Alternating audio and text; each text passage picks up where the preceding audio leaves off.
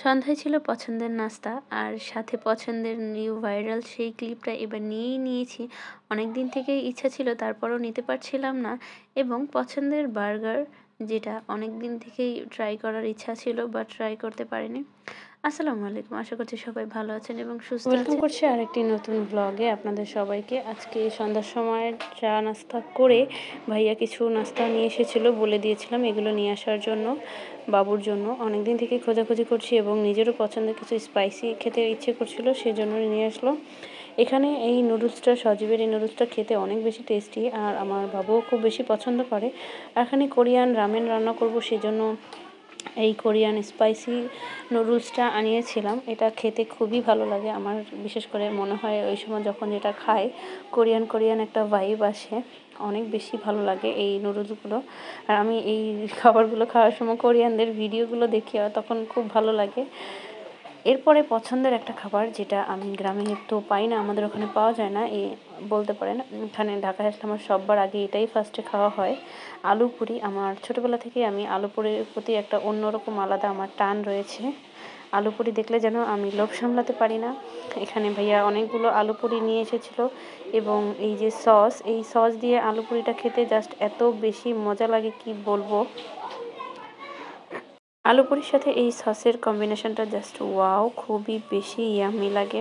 বাসার সবাই মিলে একসাথে সন্ধ্যার টাইমে এই নাস্তা করার যে বিষয়টা, এটা অনেক দিন পরে আমি পাচ্ছি। এরপরে একটু রেডি হয়ে নিলাম, বাহিরে যাব। আম্মু, আমি আর বাবু তিনজন মিলে যাব, যেহেতু ভাইয়া অফিসে, সেজন্য তিনজন মিলে রেডি হয়ে নিয়েছি। এখন একটু বাহিরে যাব। বাইরে গিয়েছিলাম কিছু টুকটাক কেনাকাটার জন্য, কিছু ক্লিপ কিনবো। আমার এই ভাইরাল ক্লিপগুলোর প্রতি অনেক দিন থেকেই টান, আমি পাচ্ছিলাম না, ফাইনালি আজকে পেয়ে গিয়েছি। তো ভাবলাম আগে দুটো ক্লিপ নিয়ে নিয়েছি, পরে আরও কিছু কেনাকাটা ছিল, কিনে একটা বার্গার কিনে নিয়ে বাসায় চলে আসছি। এই যে সে তার নানুর সাথে হাঁটছে, আমার কথা তো তার মনেই নাই।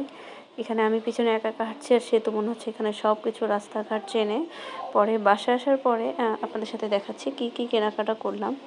এখানে কিছু একটা, যে বললাম যে বার্গার কিনে নিয়ে এসেছি, সে বার্গারটা খাচ্ছিলাম আর কি। আর এরপরে যে কিছু কেনাকাটা করেছিলাম, বাবুর জন্য একটু পপকর্ন কিনে এনেছিলাম। আর এখানে সে দোকানে গিয়ে খেলনা দেখছে, খেলনাটা না নিয়ে সে আসবেই না, তাই তাকে দেখাচ্ছিলাম এটা কীভাবে খেলতে হয়। সে তো এটা দেখে বিশাল খুশি। মুরগি আর কি, ক্লিপ টাইপের, চাবি সিস্টেমের।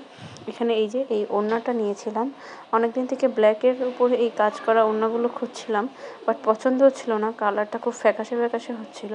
ফাইনালি পেয়ে গিয়েছি, আজকে এটা নিয়ে নিয়েছি। এটা আমার কাছ থেকে 200 টাকা নিয়েছে।